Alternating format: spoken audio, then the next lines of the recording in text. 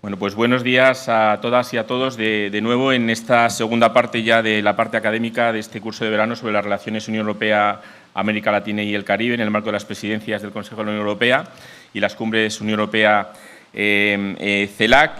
Tenemos ahora con nosotros, y también ha sido un cambio de última hora, bueno, pues por suerte el formato que estamos siguiendo ahora, que no inicialmente pensaba ser plenamente presencial, pero lo hemos convertido en un encuentro híbrido en el cual vamos a tener 4 o 5 intervenciones a lo largo del curso online. Esta no estaba esperada, pero cambios de última hora en la agenda del Ministerio han impedido a Juan Fernández Trigo, secretario de Estado para Iberoamérica y el Caribe y Español en el mundo, que pueda estar con nosotros hoy en persona. Nos lleva ya siguiendo desde esta mañana a través online. Le pedimos disculpas por el retraso, pero bueno, es lo que tiene también a veces el tema presencial, que se nos alargan a veces las intervenciones, y en este caso ha sido la parte institucional que se nos ha alargado un poquito más de la cuenta. Juan Fernández Trigo conoce ya la Fundación, ha estado con nosotros en diferentes ocasiones, concretamente el año pasado, y la verdad que le agradecemos enormemente el podernos dedicar este espacio, sabiendo la agenda tan ocupada que tiene, y además siendo una de las personas claves también en este curso, porque, como hemos dicho ya en reiteradas ocasiones a lo largo desde que hemos empezado esta mañana, este curso se organiza en el marco de esa presidencia española del Consejo de la Unión Europea, y precisamente una de las prioridades está en esas relaciones con América Latina y el Caribe, cartera de la que es además responsable dentro de la Secretaría de Estado del Ministerio de Exteriores, Juan Fernández Trigo. Agradecerle su presencia y, sin más dilación, porque el tiempo apremia y sé que su agenda también está bastante complicada esta mañana, tiene la palabra. Bienvenido y muchísimas gracias por estar con nosotros.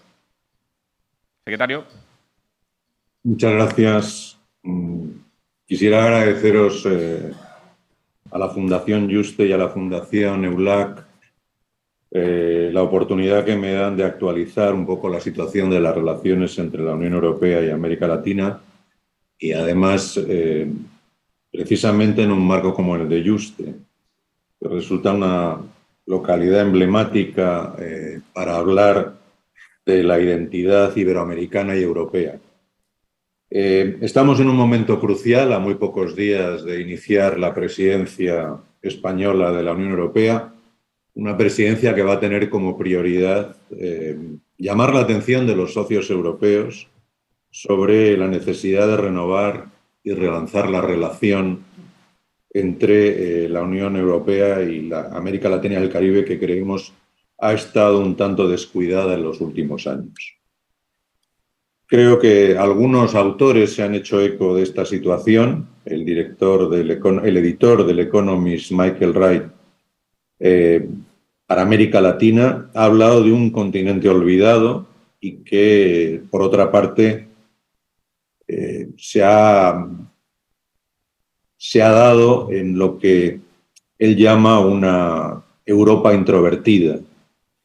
También Ricardo Lagos ha hablado también de una cierta soledad y aislamiento que se ha dado en América Latina. En fin, más allá de que haya estas expresiones de frustración y de cierto descontento, lo que creo que es importante es el subrayar que esa falta de atención no se corresponde con los estrechos vínculos que tradicionalmente hemos mantenido, y mucho menos con el potencial de crecimiento que tenemos ante nosotros.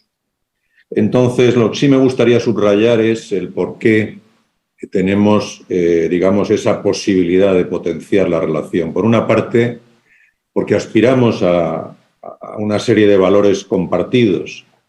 Por una parte, nuestras sociedades aspiran a la conformación y a la consolidación de la democracia y el Estado de Derecho, a la separación de poderes, a la protección de los derechos humanos, al respeto del derecho internacional, pero al mismo tiempo también aspiran a un mismo tipo de bienestar económico, a una prosperidad económica que adopte medidas para conseguir una reducción de la desigualdad, la pobreza, y que permita arraigar a las poblaciones sin tener que forzar a estas a emigrar. Hay una serie de retos.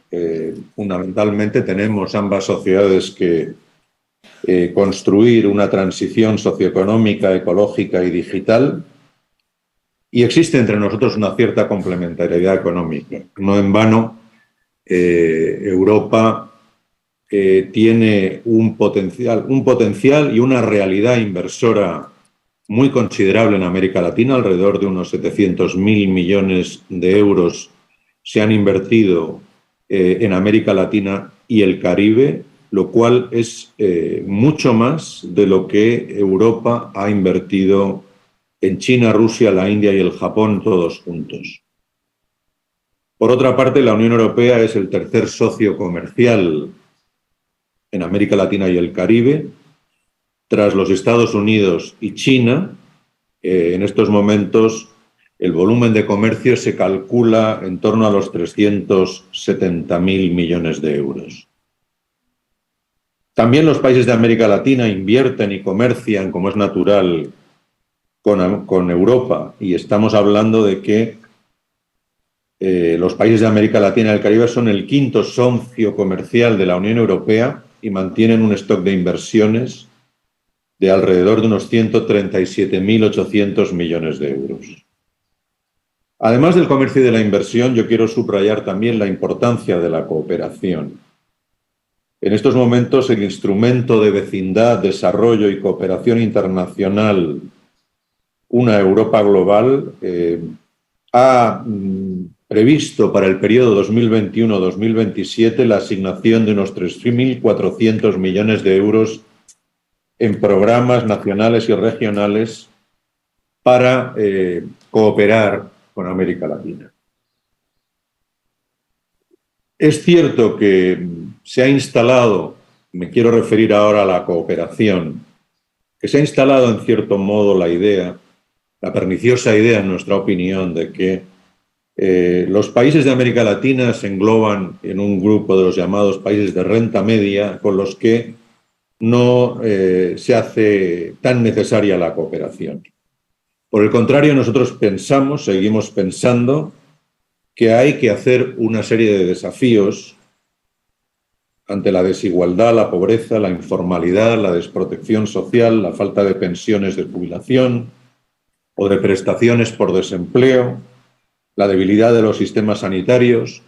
Es ya un comentario común el subrayar que América Latina, representando solamente el 8% de la población mundial, ha aportado una tercera parte de las víctimas y de los fallecidos por el COVID, alrededor de 1,7 millones de personas fallecidas. Por eso es necesario que insistamos en la necesidad de flexibilizar las condiciones de asistencia por parte de las instituciones financieras internacionales como el Banco Mundial, el Fondo Monetario Internacional, el Banco Iberoamericano de Desarrollo, para favorecer un crecimiento que permita a los ciudadanos decidir sobre su futuro y que no deje para muchos otra salida como la de la emigración. La emigración, insisto, es una de las tragedias que en estos momentos vive América Latina. Como decía antes, solo representa el 8% de la población mundial y, sin embargo, aporta el 15% de los emigrantes, el doble de lo que es el promedio mundial. Así pues, nosotros queremos subrayar con estos datos que daba hasta hace un momento que es necesario desarrollar una asociación estratégica, revitalizarla, algo que ya en la propia Cumbre Iberoamericana de Santo Domingo subrayamos a través de una resolución. También tengo que decir que pese a la distracción a la que me refería al principio de mi intervención, creemos que en estos momentos hay una cierta reacción por parte tanto de las instituciones europeas como por parte de los Estados miembros. En primer lugar, quisiera decir que se ha producido una avalancha, por decirlo así, en estos meses de visitas de comisarios a la región.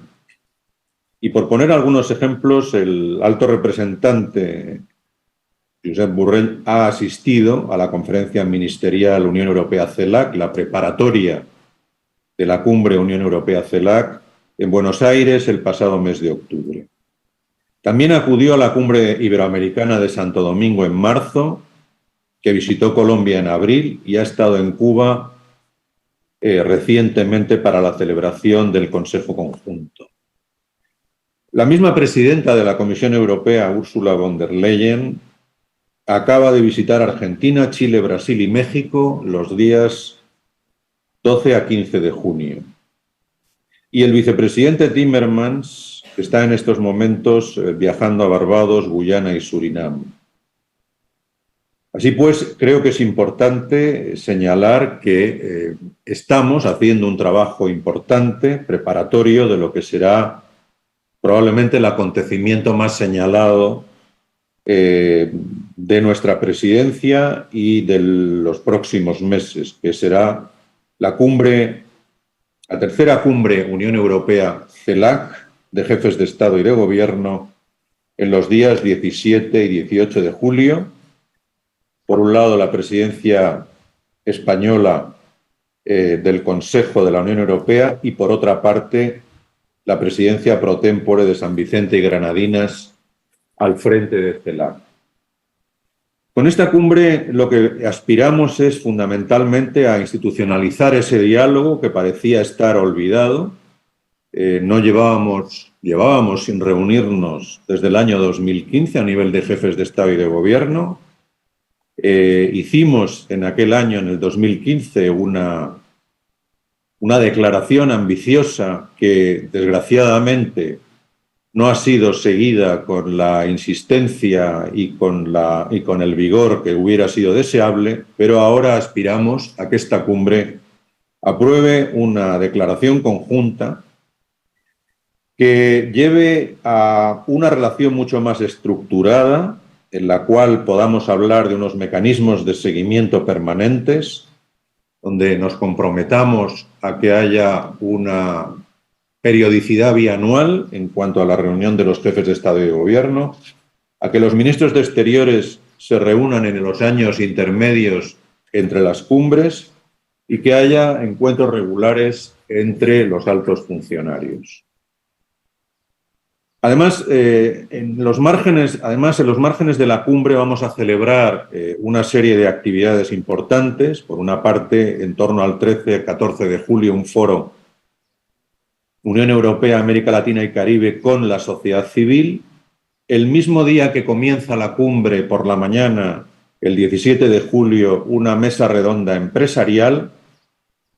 Y además, más adelante, entrado ya el semestre, estamos tratando de celebrar cumbres bilaterales con los socios estratégicos de la Unión Europea, como son Brasil y México. En torno al 24 al 27 de julio se va a producir la asamblea de parlamentarios de una y otra parte, la asamblea Eurolat, y en torno al mes de septiembre la primera conferencia de ministros de Economía y Finanzas Unión Europea-CELAC en Santiago de Compostela. Más allá de la celebración de estas citas, que creo que son importantes, creemos que también es importante reactivar algunos de los acuerdos que tenemos en estos momentos pendientes de ratificación, como puede ser el caso del acuerdo con el Mercosur, que persigue el crear una zona de libre cambio en torno a entre la Unión Europea y el Mercosur, lo cual supondría que 800 millones de personas se van a ver beneficiadas por una reducción arancelaria en el 90% de los productos. Se trata de un acuerdo que lleva tiempo negociándose, pero que esperamos poder darle un impulso en la propia cumbre y que antes del fin de año pueda finalmente ver la luz. También estamos empeñados en que el acuerdo de modernización con México, que ya existía desde el año 2000, pero que en estos momentos persigue que algunos sectores que quedaron excluidos del acuerdo del año 2000 sean incluidos, como pueden ser algunos productos agrícolas los servicios, es decir, finanzas, transporte, comercio electrónico, telecomunicaciones, así como la mejora de las condiciones de inversión. El acuerdo con Chile está prácticamente ultimado y esperamos que a final del semestre pueda ver la luz. El acuerdo se ha alcanzado y va a permitir la reducción arancelaria a cero en un 95% de las exportaciones, es decir, de los productos de uno y otro lado. También estamos pendientes de la ratificación del acuerdo de asociación entre la Unión Europea y Centroamérica, que lleva aplicándose provisionalmente desde el año 2012, y perseguimos también la entrada en vigor de todo el acuerdo multipartes con Colombia, Perú y Ecuador, que en estos momentos solo se aplica de forma provisional en su parte comercial. Tenemos el objetivo de desbloquear el acuerdo post-Cotonú que rige las relaciones entre la Unión Europea con los países de África, Caribe y el Pacífico. Estos acuerdos tienen, en cierto modo, un objetivo claro, y es propulsar esa relación comercial e inversora a la que me refería antes, que si consiguiéramos que estos acuerdos pudieran entrar plenamente en vigor, estamos seguros podríamos multiplicar de una forma muy llamativa. En cierto modo, también la cumbre perseguimos que la inversión dé un salto cualitativo con la iniciativa Global Gateway. Esta iniciativa va a ofrecer la posibilidad de fomentar la transición energética verde y social, contribuyendo a hacer frente a retos mundiales como son el cambio climático, la mejora de los sistemas sanitarios, el impulso de la competitividad, la seguridad en las cadenas de suministro, la conectividad, las infraestructuras. Para ello, es evidente que tenemos que contar con las prioridades que marcan cada uno de los países de América Latina y por eso, desde la Comisión Europea se ha iniciado todo un proceso de inventariado de aquellos proyectos que interesan a uno y otro lado del Atlántico. También hemos puesto en marcha el pasado mes de marzo una alianza digital, Unión Europea, América Latina y Caribe, que es la primera asociación digital intercontinental que va a contar con una contribución inicial de 145 millones de euros procedentes del equipo Europe, Team Europe, lo que engloba no solamente a las instituciones europeas, sino a los Estados miembros de la Unión Europea. Bueno, por último quisiera señalar para nosotros, subrayar que esta alianza es una alianza natural, es una alianza estratégica, pero al mismo tiempo, como decía antes, de dos partes que aspiran al mismo tipo de sociedad. Quiero subrayar incluso cómo en un elemento candente de la política internacional, como es el tema de la guerra de Ucrania, América Latina y el Caribe, han expresado en las Naciones Unidas un voto muy afín a lo que piensa Europa en relación con la invasión de Ucrania por parte de Rusia. Por todo ello, nosotros pensamos que hace falta darle un impulso a esta relación en la presidencia española de la Unión Europea. Pero no hay que olvidar que la principal aspiración de España es que este sea un esfuerzo continuado, que continúen las presidencias venideras, porque se trata de toda una estrategia a medio plazo que no se agota en un momento, que puede dar sus frutos si no cejamos en nuestro empeño de aproximarnos como corresponde. Muchas gracias.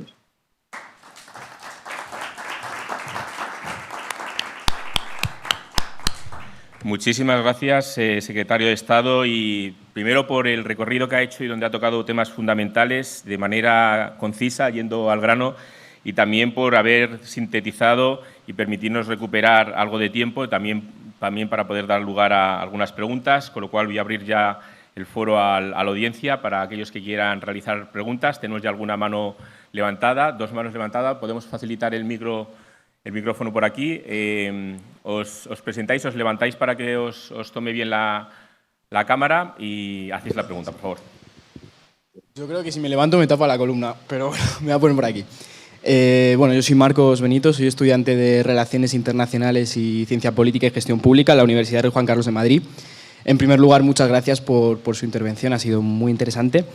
Y bueno, como usted decía, la multipolaridad de la sociedad internacional hace pues, cada vez más necesario esta interacción, esta interrelación entre los distintos actores, el contacto sobre todo, como usted mencionaba. Y retomando un poco la realidad que nos dibujaba Javier Niño en la ponencia anterior, de un creciente interés por parte de los países más alejados socioculturalmente hablando de la región de América Latina y el Caribe, me gustaría preguntarle, en el marco de la presidencia española, ¿cómo incentivamos que estos países tradicionalmente más alejados de la región o más desentendidos, por decirlo de alguna manera, abanderen o tomen como propios proyectos de política pública comunes? Y una pregunta más específica para usted como secretario de Estado, ¿cuál diría usted que es el área principal, el principal nexo, hablando desde un punto de vista un poco más pragmático, común entre España y América Latina? ¿Cuál es el área de política pública prioritaria? Y eso es todo. Muchas gracias. Muchísimas gracias. Si quiere dar respuesta o pasamos a más preguntas, como prefiera, secretario. Bueno, yo puedo contestar si no os parece mal. Sí, adelante. Adelante, por favor. Bueno, entiendo que la pregunta se refiere a cómo tratar de incorporar a aquellos que se sienten, en cierto modo, más alejados. Yo no quisiera establecer un grupo de prioridades, pero quizá sí que detectamos en algún caso el cómo los países del Caribe sienten que en algún caso no se les ha incorporado lo suficientemente a nuestra alianza o a nuestra estrategia. En el caso de España, quiero señalar que nosotros tenemos una relación cada vez más intensa con el Caribe. Yo recientemente estuve en la reunión de los ministros de Exteriores, lo que se llama el COFCOR, que reúne a los ministros de Exteriores del CARICOM. Nosotros tenemos un fondo España-CARICOM que ha sido importante en cuanto a la financiación de proyectos. Creo que estamos tratando también de que algunos de estos países se incorporen como observadores a la cumbre iberoamericana.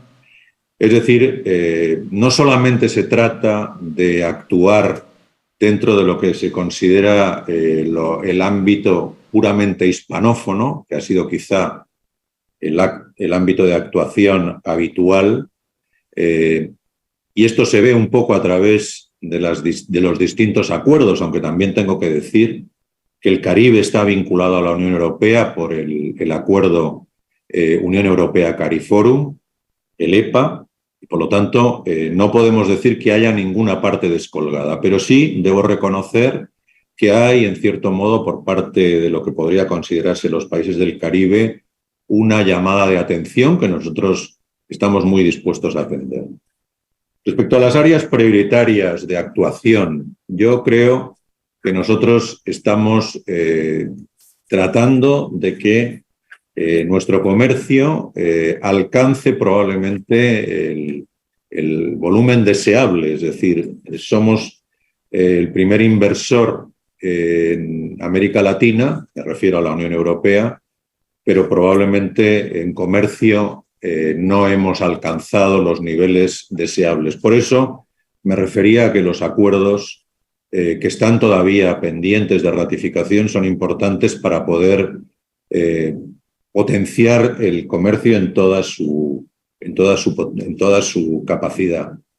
Pero por último, lo que he dicho en mi intervención, nos gustaría que la cooperación pudiera ser mayor, que acabe esta especie de principio que se instaló en algunas instituciones financieras, como es el caso de la OCDE, según el cual los países de renta media no tienen ya esa necesidad. Creemos que el instrumento de vecindad al que me refería antes dirige a América Latina para un periodo de 7 años 3.400 millones de euros sobre un total de unos 20.000 millones de euros. Eso es evidentemente una desproporción demasiado evidente. América Latina necesita más, por lo que decía antes, porque necesita una cierta asistencia en una serie de campos, como es el tema sanitario, en el tema de la regularidad, en la disminución de la brecha de pobreza y, sobre todo, por la necesidad que tenemos de que la población se arraigue. El tema migratorio es un tema que está muy vinculado a la cuestión asistencial. No solamente se arraiga la población con cooperación, eso es así, se la arraiga con comercio y con inversión, con prosperidad. Pero esas serían las tres patas de la prosperidad. Una cooperación bien dirigida y bien orientada, un comercio y una inversión. Eso es lo que probablemente provoque a la larga el arraigo de las poblaciones y y el terminar con esa lacra de la migración masiva que en estos momentos está sufriendo América Latina. Muchísimas gracias. ¿Tenemos alguna pregunta más por parte del público? Nos llegan también preguntas a través de los alumnos que nos están siguiendo por Internet. No sé si nos siguió desde el principio, pero tenemos casi 160 alumnos conectados de 18 países que están también muy activos, y le hago llegar dos preguntas que nos llegan online. Una es si tiene España el capital y la capacidad diplomática de liderar las inversiones y acuerdos en materia de recursos estratégicos como el litio en Sudamérica, donde apenas Francia da la presencia europea. Viene por parte de Juan Andrés Gascón Maldonado. Y otra pregunta que nos hace es si existen iniciativas concretas desde España con respecto a su próxima presidencia en el ámbito europeo para optimizar los mecanismos de homologación y convergencia en materia educativa como eje del desarrollo y juventud.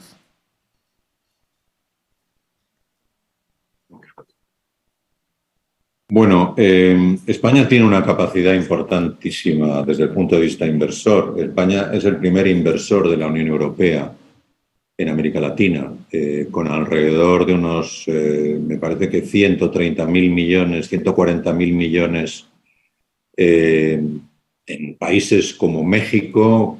Tenemos alrededor de unos 45.000 millones en inversión, en países como Brasil en torno a, bueno, en México, por ejemplo, 7.000 empresas españolas están instaladas. En Brasil, alrededor de unos 30.000 millones. Quiero decir con todo ello, si vamos sumando, además, la importancia de los sectores, por ejemplo, en energías renovables, son muy importantes. Estamos trabajando, las empresas españolas están trabajando, lo vienen haciendo desde los años 90 y creo que sí, es evidente que España no es la que tiene la totalidad de la inversión. Como me refería antes, estamos en torno a una inversión europea de los 700.000 millones. Es decir, somos muchos los que estamos invirtiendo, pero sí creo que España tiene en el tema energético, en el tema del hidrógeno verde, en el tema de las renovables, sobre todo en el tema de las infraestructuras, la conectividad, una capacidad importante, y creo que más allá de que pueda haber de forma anecdótica la presencia de algunas empresas de algunos países en concreto, creo que es reconocida la presencia española en materia inversora en prácticamente todos los países. Respecto al tema educativo, esa es una de las cuestiones importantes en las que estamos trabajando, tanto en el acceso a la universidad. El tema de la movilidad es un tema muy importante, el acceso a la universidad española y a los sistemas universitarios en América Latina. Estamos haciendo un esfuerzo de firma de acuerdos para poder realizar ese acceso por parte de los estudiantes latinoamericanos a la Universidad Española, suprimiéndose además el examen de selectividad. Y luego, por otra parte, también se ha producido una reactivación de las homologaciones de los títulos universitarios, que es una de las grandes reivindicaciones de los países latinoamericanos. Había un atasco provocado sobre todo por el tema de la pandemia, que paralizó toda esta actividad de homologación de títulos, pero el propio Ministerio de Universidades el año pasado, en el año 2022, inició todo un proceso de aceleración y de simplificación de las homologaciones de títulos universitarios. Este es uno de los temas importantes que interesan muchísimo a los países latinoamericanos y estamos también trabajando en el ámbito de la Conferencia Iberoamericana a través del convenio de la movilidad del talento, que hemos ratificado, hemos mandado a las Cortes recientemente para su ratificación por parte de España. Muchísimas gracias. Tenemos unas preguntas por parte del público. Sí. ¿Te presentas, por favor?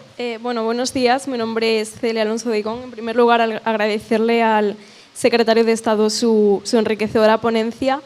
Mi pregunta es la siguiente. En el marco de estas cumbres y suscribiendo las palabras de antes de la ponencia del director de la Fundación EULAC, de que no todos los intereses son comunes, ¿cómo podría trabajarse por parte de ambos actores internacionales, de ambos lados del Atlántico, en aras a alcanzar una posible posición común, conjunta, frente a la invasión rusa, cuando tenemos que Venezuela, Cuba, Bolivia, Nicaragua y El Salvador no votaron a favor de la resolución de la Asamblea General de las Naciones Unidas contra la invasión, y hace pocas semanas el presidente Lula, en una rueda de prensa que dio conjuntamente junto con nuestro presidente, se mostró un tanto de perfil, no hablando claramente entre Rusia como parte agresora y Ucrania como parte agredida? Hablan de esa tercera vía de Lula.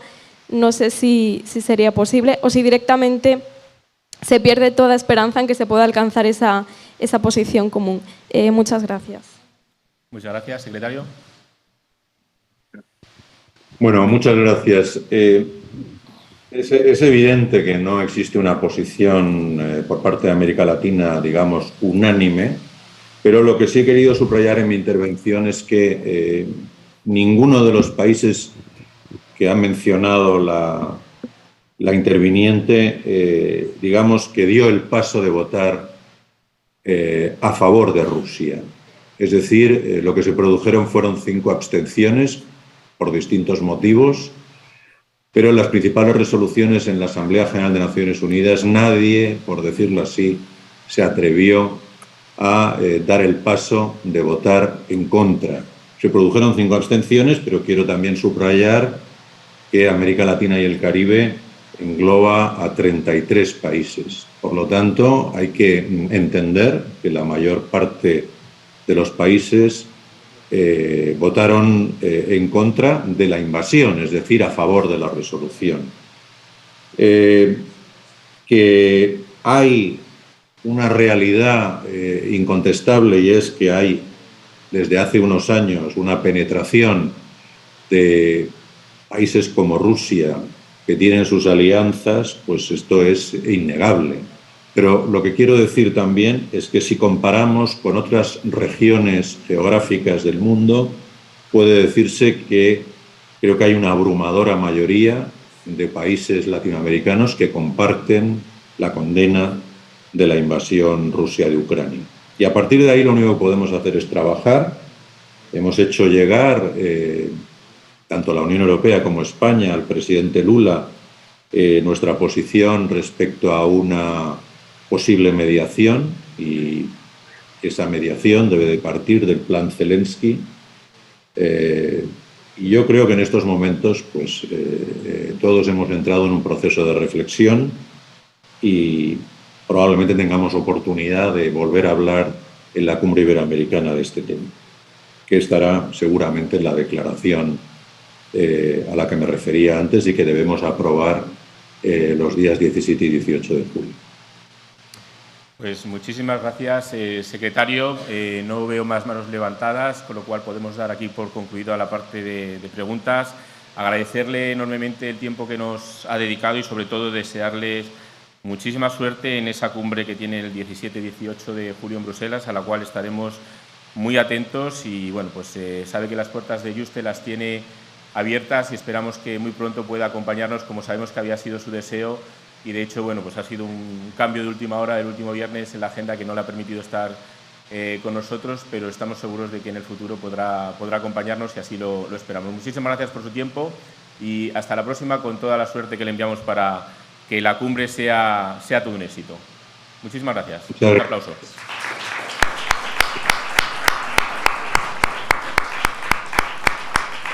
Bueno, pues creo que nos hemos ganado el café esta mañana, así que hemos recuperado además algo de tiempo. Si os parece bien, 20 minutitos para una pausa a café y volvemos a las 12 en punto. Muchas gracias.